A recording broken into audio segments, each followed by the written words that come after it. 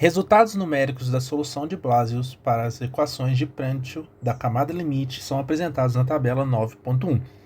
Considere o escoamento em regime permanente, incompressível e de ar padrão sobre uma placa plana com velocidade de corrente livre U igual a 5 metros por segundo. Em x igual a 20 cm, estime a distância da superfície para a qual U é igual a 0,95 da nossa velocidade de corrente livre. Avalie a inclinação da linha de corrente que passa por esse ponto. Obtenha uma expressão algébrica para o atrito de superfície local, tal W de x. Obtenha uma expressão algébrica para a força de arrasto total de atrito de superfície sobre a placa. E, por fim, avalie a espessura de quantidade de movimento para L igual a 1 metro.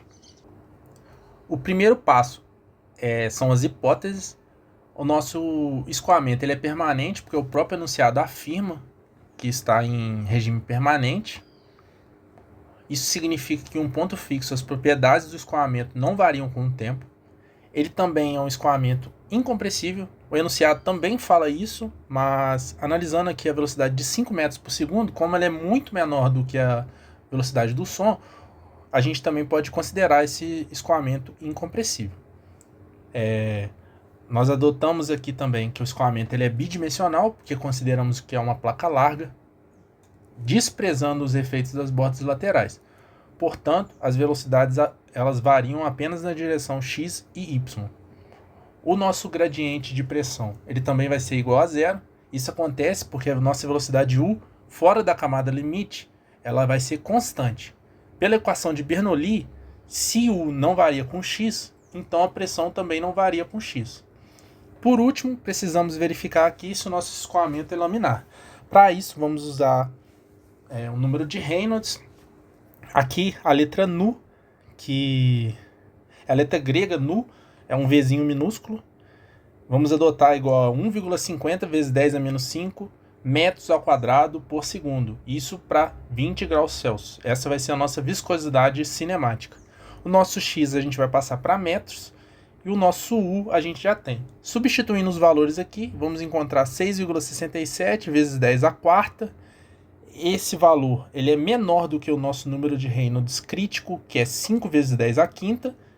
Logo, o nosso escoamento ele é laminar. Então, a gente vai poder aplicar a solução de Blasius.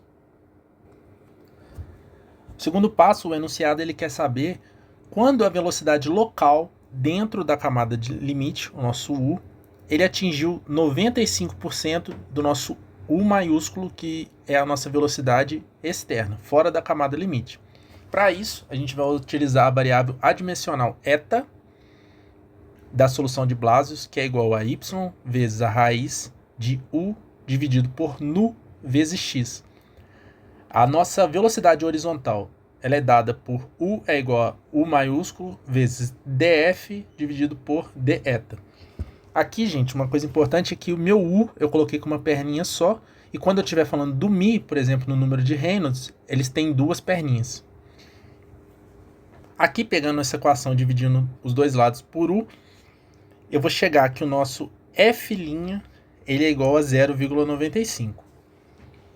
Com esse valor, a gente vai olhar na tabela 9.1, que não temos esse 0,95 exatamente. Então, o mais correto é fazer uma interpolação linear entre os dois valores mais próximos.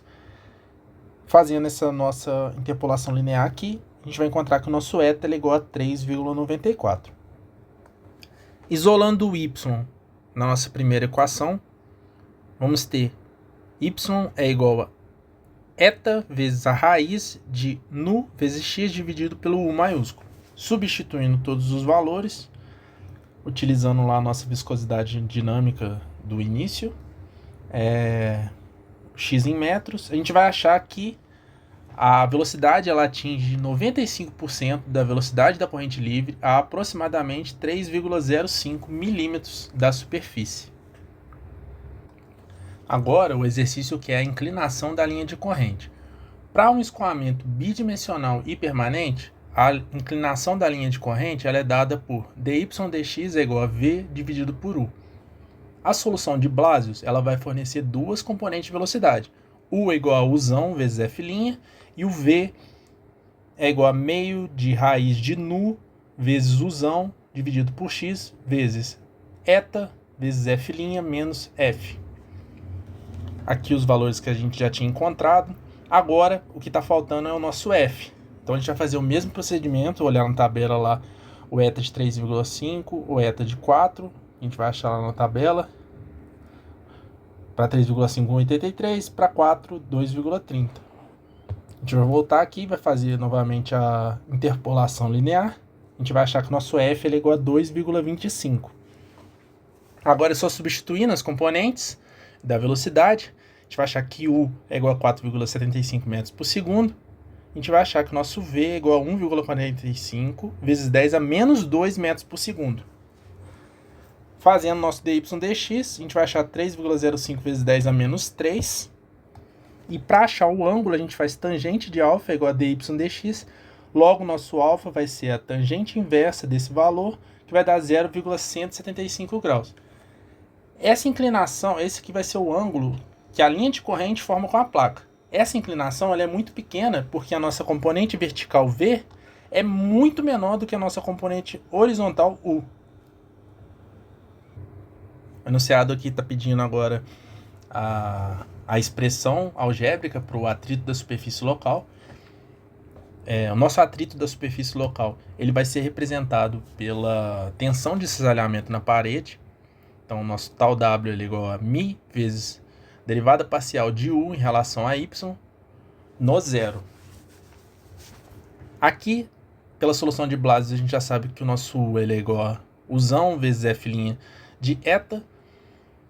Derivando em relação a Y, a gente vai chegar aqui, o nossa derivada parcial de U em relação a Y vai ser uzão vezes F duas linhas de eta, vezes, por causa da regra da cadeia, derivada parcial de eta em relação a Y. Derivada parcial de eta em relação a Y, por sua vez, que a gente já sabe que é a raiz de U dividido por nu vezes x. Substituindo tudo agora na expressão original, e sabendo que na parede o nosso eta é igual a zero, a gente vai lá na tabela e acha que o nosso f duas linhas é igual a 0,3321. Tá aqui a nossa expressão final para o atrito da superfície local. A gente também pode reescrever, utilizando essa relação aqui, que o nosso nu é igual a μ dividido por ρ. Também fazendo algumas manipulações, a gente também consegue colocar essa expressão em função do número de Reynolds. O quinto passo é obter a expressão algébrica para a força de arrasto total de atrito de superfície sobre a placa.